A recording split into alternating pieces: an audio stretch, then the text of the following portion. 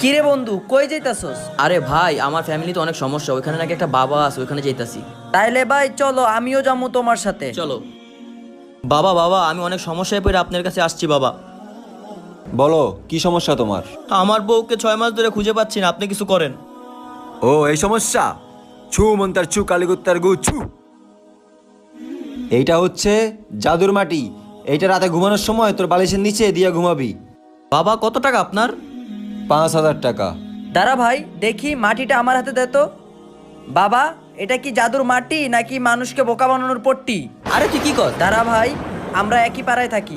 বাবা, তোমার বউ যখন 6 বছর আগে হারিয়ে গিয়েছিল তখন কি তোমার এই মাটি কাজে লাগে নাই? তুমি তোমার বন্ডামির কাজ বন্ধ করো, না হয় টেনে পুলিশ স্টেশন নিয়ে যাব। আর ভাই তোকে বলছি, কালা জাদু করা অনেক বড় পাপ। তোমার যা চাওয়ার আল্লাহর কাছে চাও, দেওয়ার মালিক ওই উপরালা। এইভাবে বন্ডামি না করে কাজ করে খাও, যাও চাকরি করো।